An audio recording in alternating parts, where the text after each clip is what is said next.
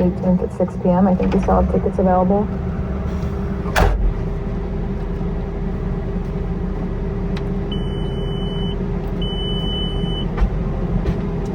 All right, I am going to put away the bales I wrapped last night, get them up there in the shaded storage. I just marked them all with the location and a date. Now, I found the last couple of years where I bought bales, it incredibly frustrating that the other farms didn't mark the bales as to at least the date when they were produced. That tells a lot. Just me having the date in this particular case tells me a lot, because I know that, so I wrote SH for schoolhouse and 7/9 for the date, and no other information tells me that that was first cut in July and that it's not going to be top quality. Now, if I had done, in a good year where you can get a second cut in July, then you put the name or the abbreviation and SA, you put the abbreviation and 2, and that means second cut. Sometimes I mark the location in the field, like if it's a marsh, then I put M for marsh. If there's, if I bale the field in 2 separate days, not only do I put the date being different, but I also put whether it's the top half or the bottom half that I baled first, because sometimes that matters as to what kind of condition the grass was in when I baled it. Now, all of this relies and goes back to the hay log that I keep, where I write what landowner and what fields and how many bales I get.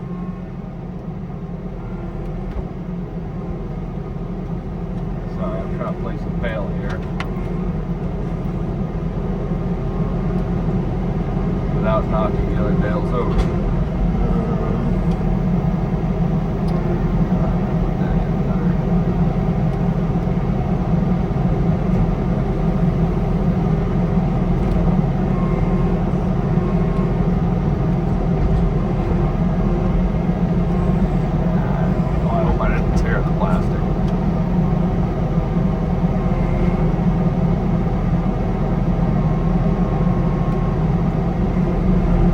Certainly on the fields like Farnsworth's, where there are many different types of grasses, many different field conditions, occasionally if the year is different, like this year I just put Farnsworth, the whole thing. I didn't indicate fields or not, because it was all pretty much the same state when I did it. But if I do it on different days, whatever, I mark the field, because then I can go in the winter when these bales are all mixed up and I'm feeding them out, and I've forgotten, because I've still got much more first cut and second cut to do.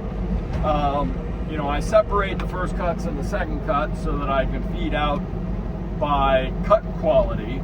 But then if I get into a farm like Farnsworth and a certain field is bad, or the cows are rejecting, not eating the feed as well, then having the codes on the bales gives me a lot of information,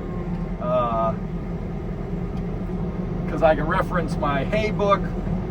Was there an issue with the fields that day? Or did I have baler issues? All sorts of stuff that I could forget easily in the middle of winter, when I'm frustrated feeding cows for the umpteenth day and making sure the bales are quality. Now, hopefully, knock on wood, this has been true of all the bales I've made, that they are and have been higher quality than any of the bales I've bought.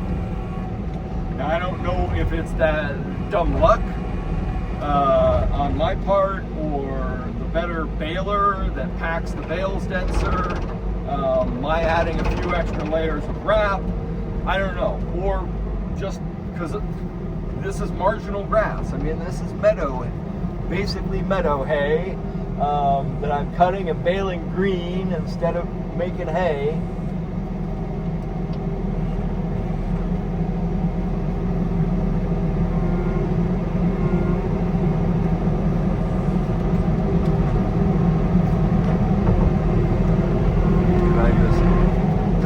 Tree.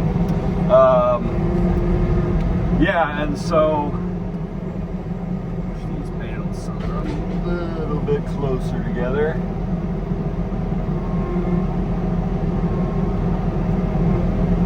So I don't know why. I guess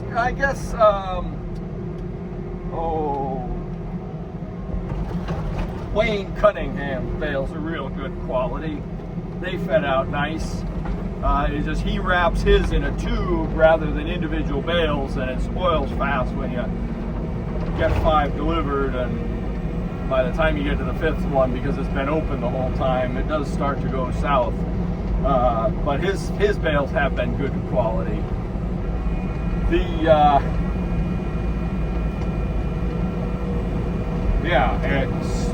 And he's a dairy farmer, so he knows what quality to put up. Beef farmers generally don't. The 2 beef farmers I bought for, it was questionable. It was basically what I put up when I'm desperate. So yeah, having the bales notated and coded in many different ways as possible, and being able to reference a hay book to know what I'm feeding and when, because then I can allocate, especially now that I'm also feeding 3 different groups of animals with basically different, not vastly, but fairly different dietary requirements. Cows in milk require a lot more energy and protein and a highest quality feed we can, so we don't have to supplement with so much grain. Heifers and dry cows don't need as good silage. They can get by with haylage and whatever supplements they need to make up for the difference in the silage, the haylage. And the calves can get by with hay, which all the animals will eat. They can get by with hay and haylage, which is basically just wet hay, the end tough stemmy stuff, stuff that started to go to seed, things like that. Not certainly not the luscious stuff, certainly not even the stuff that I've been cutting, which has to go to the cows.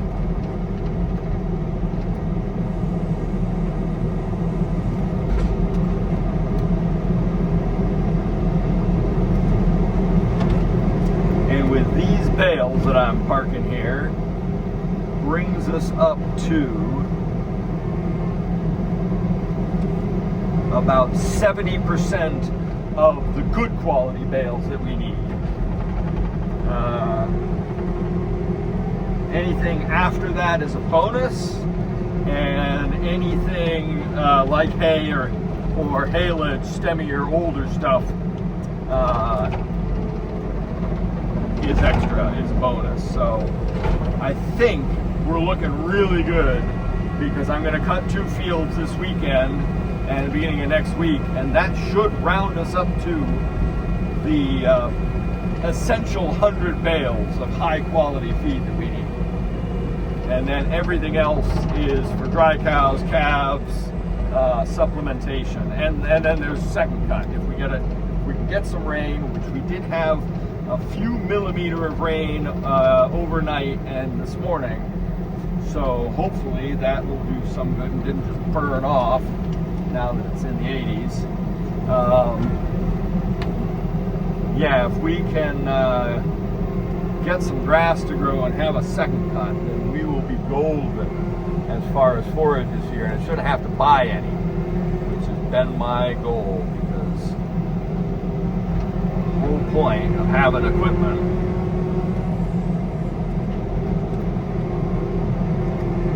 is to be able to put up better quality forage at the right time and enough of it, so we're not buying stuff that's questionable, or buy all those vetted calls last year and the problems we had with the silage that we bought in because of the potassium being off the charts.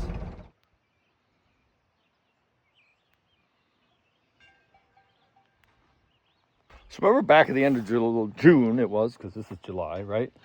I looked out at this calf field where the heifers were over the winter, and I was surprised to see little tiny green shoots. Look at it now. Thick, lush, fairly heavy cover of Japanese millet, and there is quite a bit of turnip and radish, and not as many peas or oats as I'd planted, I thought.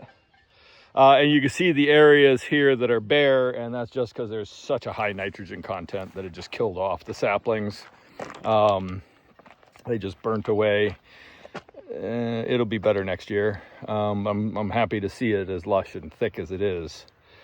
Just gonna keep letting that grow, stockpile it for the calves once we get them out of the container yard.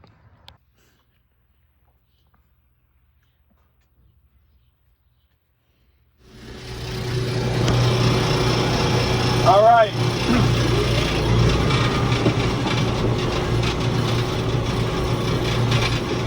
All right, I'm mowing amarels.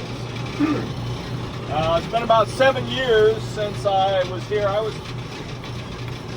been trying to map this out with GPS, and I don't know what's going on. The app or satellites or something aren't working because it's not mapping well. Anyway, it's a rough field. It's nice and relatively flat, but rough as hell.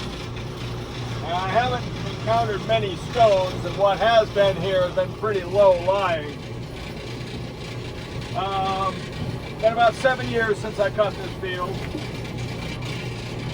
And in that 7 years that I haven't been cutting it, it's gotten really bad, and the farmer who was cutting it doesn't put any manure out or fertilizer or anything. He just keeps taking and taking and taking. So the crop that's here is pretty weak. I'm going to ask permission to fertilize this, so maybe I can think about getting a second cut. Yeah, it's bad. All my fields need that roller, that aeration roller, and they would actually yield better just on that alone, and probably shake me to pieces less. I noticed a pair of welds is broken on the mower. I'm going to have to fix that, and I'm sure it's these rough fields smacking around. The only, well, as robust and simple as this mower is, I'm finding it has some drawbacks. It's not well balanced, and while it floats over the ground, if there's a hump or a hollow, it'll slam down in or ride and smack up over that because it's not well spring loaded for balance and float out there. Because it was, while it was expensive, it was still cheaper than any comparable size mower by far.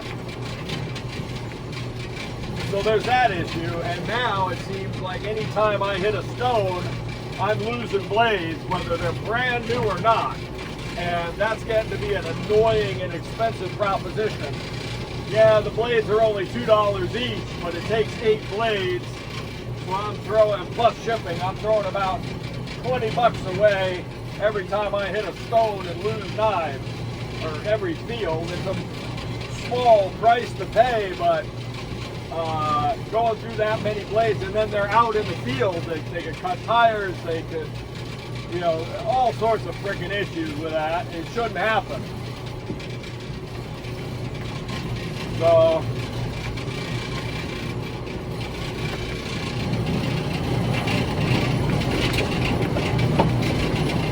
yeah, mower's working well right now with new blades on it, but it's my last set. I had to order more.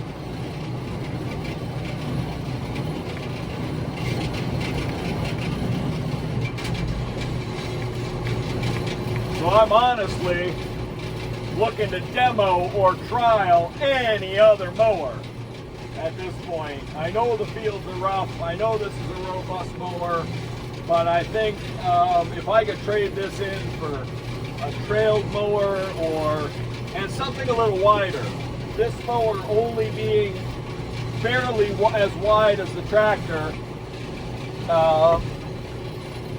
causes its own set of issues, because I'm constantly driving over a mower swath and pressing it into the ground, so it makes it harder to rake up. I'm not out far enough from the tree line, so I'm constantly banging into trees when I do the outside perimeter.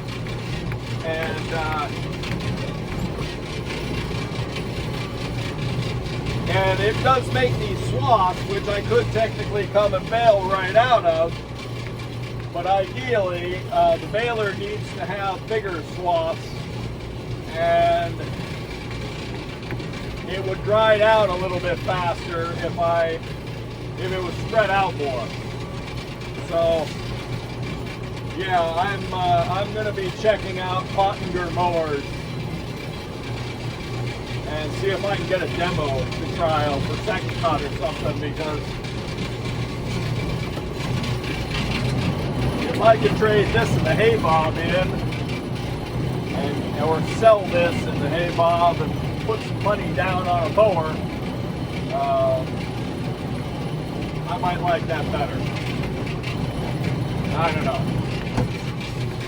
This is my second year with this mower, and I just don't, it's too small for the bottom line is this mower is too small for this tractor, and I don't want to feed it to hell, because the amount I'm mowing now is starting to stretch in over 100 acres. So that's, yeah, I mean, this would be good for a big little hobby farm or a small holding or homestead type situation. Not for me.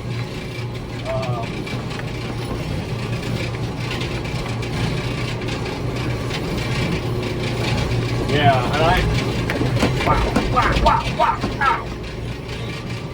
It is brutal. I don't think the camera justly shows how rough this field is, and I don't know. Of course, yeah, 7 years on, I don't remember mowing this field. I remember mowing that section over there and it being stony and problematic, so I skipped it this year altogether. And I was using a different trails mower, I believe. I no longer remember.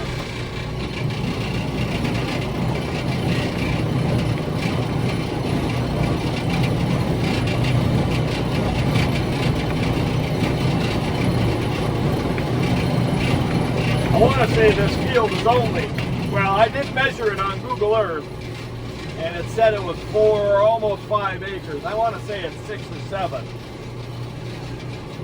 as mowed, which I was trying to calculate with the GPS app, but gotta hope. You should be able to calculate the area of the field just by driving around the perimeter and saying, okay, fill in. It doesn't do that. It's a nice app, but it's kind of primitive.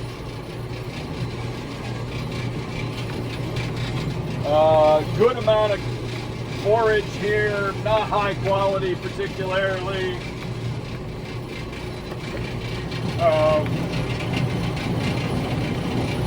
Late, short. At this rate, if we don't get rain, this won't give a second cut, so I don't have to worry about that, I guess, this year. But I'm going to see if I can spread manure on it and get it growing better for at least next year, or maybe a second cut, I don't know. I may have picked up another very big field yesterday. The landowner is thinking about asking the people who've been haying it to stop. I think he likes the idea of the relationship with us. He's the owner of the tool company, and where we've been getting the shavings from.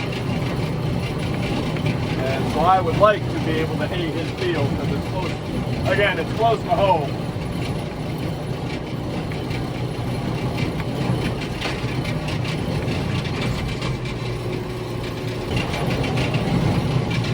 All right, I'm gonna stop waffling and put the music back on and get this deal done. I'm back at the farm after slamming around the Amarel's field for an hour or so, and I am looking at the mower with a little more critical eye. I got some issues. I don't know how this back guard got bent. I don't recall bumping into anything, and yet here it is bent. This one I know I hit on a fence post.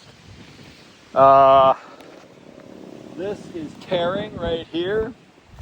The steel is going to need welded. I've got this, which I strapped, and it will need some welding. This guard here, the welds right here broke.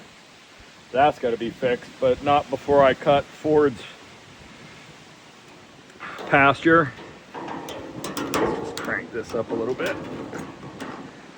That'll be better. And I've got 4 bolts here to tighten. It's leaking fluid, and I got to top it up because of that leak. Yeah, I think that the tractor is too big for this mower, and I'm cutting too much for this mower. That it is, I need as robust and as simple and easy as it is and cheap to maintain. Oh, and I lost 4 blades just mowing that field. I don't get it. I should not be losing blades.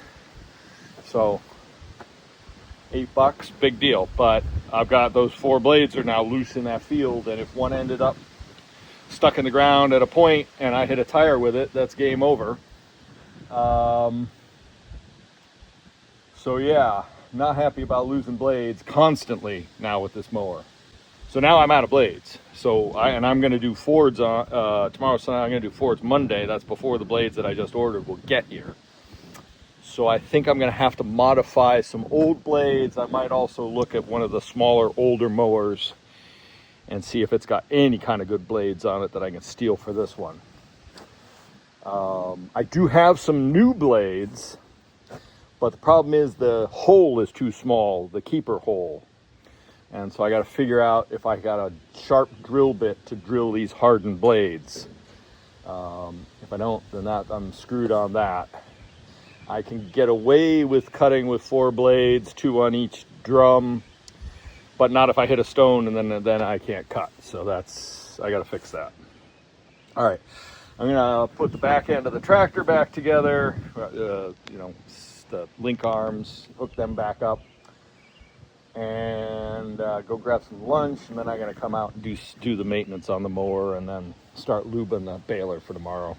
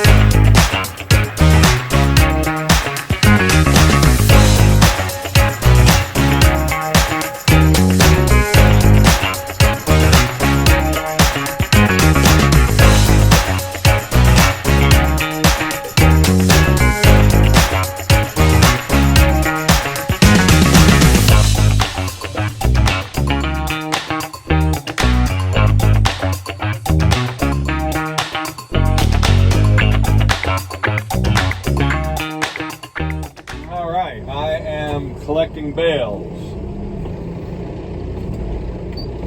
I got 9 from just a little under, I think it's 6 acres here. Or Google Earth, when I drew the perimeter, showed me 4.79. When I was driving around and looked, the GPS started to indicate that it was kind of on the order of upper 5s, but then something was going on with the GPS, so I didn't get fully mapped. So it's somewhere between 5 and 6 acres. I got 9 bales and a core. That's decent. For instance, like up in LaBreeze, I think I got 8 bales out of 6 acres, 8 or 9, maybe 10 bales, I don't remember. Anyway, more than I had yesterday. That's the way I look at it. Now, loading the trailer. Anyway. 9 bales is an awkward number because I have to make, why did I do that? I don't want to do that. Now I'm committed. I meant to put 2 bales on the front, 1 bale on the back, and 2 in the middle. That's what I'm saying. This trailer is useless. It's the wrong size. It's only 7.5 feet wide, so the bales hang over. The tires are outside the perimeter of that, and they cause a problem. And so I can only put 2 bales side by side. I can't fit. I should be able on the trailer this size to fit 8 bales, but I can only fit 6 by putting 2 in the front, 2 in the back, and 1 each in the middle, not side by side. Now when I do 5, I put 2 in the front and then 3 lined up down the back, except I just screwed up and put 2 in the front and 2 in the back, and now we have 1 sitting in the middle to roll around. And then I gotta come out here and make a second trip and pick up 4 bales, because I cannot fit. Oh, there's another, alright, 1, 2, 3, 4, 5 bales. Alright, so I got 10 bales. Woohoo! I was wondering. So, let's see, let's do 6 and 4 since I'm headed that way. I'll just do 6 and 4, and that'll be easy. Now, if I had a 10 baler to take 10, I could just get this in one load. Thankfully, it is really close to the farm, so I'm not having to go back and forth a lot. It's early on a Sunday afternoon. It's only just gone 1. So nice easy day raking and baling. Raking was a dream. Very easy going. And the baling wasn't much harder. I did have a little bit of trouble with the twine tie. This stuff is very fine and chaffy. There's a lot of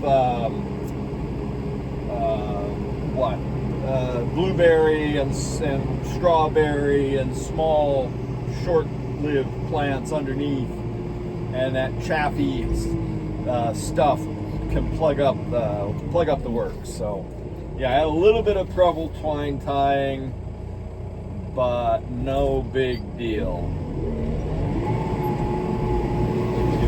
No plugs, no issues. It all bailed up really super nice. So that is what I want. I upped the pressure a little bit to pack the bales a little tighter. The stuff was pretty dried out. I probably could have gotten away with,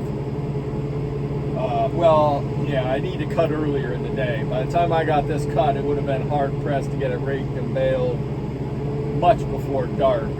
And it did need some time to wilt. But yeah, it's almost haylage because it did get so dry. Fortunately, there is enough green in it. It should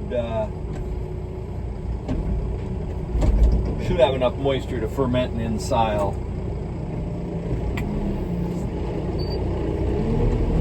Alright. Go a load of 6 and a load of 4 and be out of here. It looked like the landowner wanted to talk to me on my way out with the baler, but I was so intent on getting back. Oh, I missed a little bit of hay here on a windrow, damn it. I was so intent on getting back and get the baler cleaned out and get back here to pick these up that I kind of blew him off, and then he left. So I don't know where he's at. I'm sure he will be surprised to find there are no bales on the field, because the last farmer who cut these fields would leave the bales on here for months. I just don't get that. Why you would go to all this trouble and effort and wear and tear and depreciation and fuel costs and time sweat, blood, and tears to then not pick up what you've made. It does not make a ton of sense to me, but that's just me. All right, got 6 bales on board, and I did make these, well, yeah, like I said, I tried to pack them denser. I didn't change the size of the bale because I like this size, kind of a bit bigger than 4 foot, not quite 5 foot. Oopsie. Get this trailer hooked up.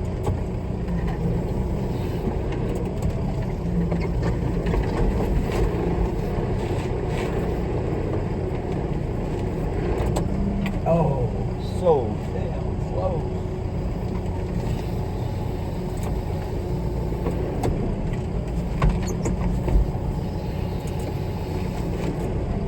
Bingo. All right. All right, Sunday afternoon, back at the farm with my prize load of 10 bales, not 9 and a core, 10 and a core.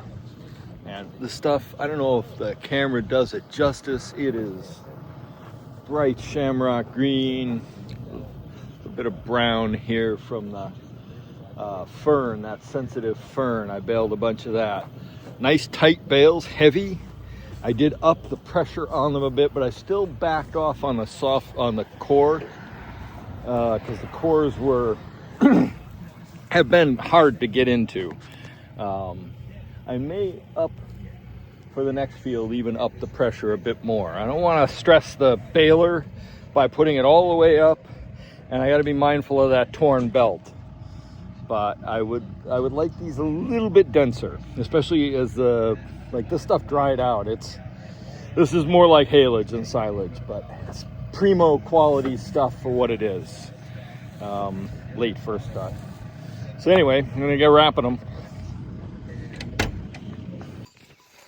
Sunday, 12th of July. Come on, lots of love. Gotta move on. Lottie, come on, milking. I'm out collecting the recalcitrant, reluctant, whatever, cows. And looking over the condition of the pasture. I've been giving them one cell for the entire day. I haven't been moving them twice a day like I do. Normally I set a line in the morning and then I advance it at night after I bring them in for milking and give them a fresh spot every day. That's only in the lushest of grass. In this stuff, I want to give them 24-hour period on it to try, she's grazing off stuff that they didn't eat this morning and they'll eat it tonight. So it's looking good, and what's ahead of them is looking good. And technically, fingers crossed, Tuesday night we're supposed to get rain. We're supposed to get a violent storm system coming through maybe Tuesday, which could screw up my plans to bale silage at Ford's on Tuesday. If I mow it tomorrow, I'm going to watch the weather closely tomorrow. And we're talking hail and tornadoes and hurricane winds and come on, Lottie, let's go. All that stuff. And that's not tenable if I've got hay down. So if that's going to happen, I can't do it. But what I'm more interested in is the rain that hopefully will come with that storm cell. We're predicted to have 70% chance right now. Usually if it's over 50%, we're good for rain here. So 70%, I don't know how much. I would take a 1/4 inch, a couple mils, whatever at this point, because we are so dry.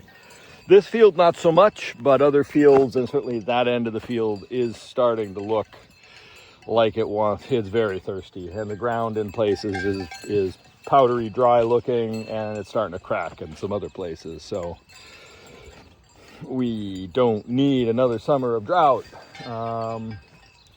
So I'm also figuring on how and what I'm going to feed the cows, because they're going to get to the end of this field and they got a little bit ahead of them down there. Fortunately it's wetter down in the silver pasture, so it should be growing even now, and it's also cooler, so it won't stall out as quickly in the heat. So hopefully this week's grass measuring will show that there is grass growth ahead of them And but I am going to have to slow down the rotation even more and start feeding them in the barn. And I may have to start before the end of this field. I'll know Wednesday when I do the grass walk, because I can't have them running out of grass. I can't graze grass that doesn't exist. So, and we need a certain level of milk. Come on, Lottie, let's go in. Come on. You're the queen. All right, so I'm going to quit talking and get these girls in and get them milk so we can have the rest of our Sunday evening off.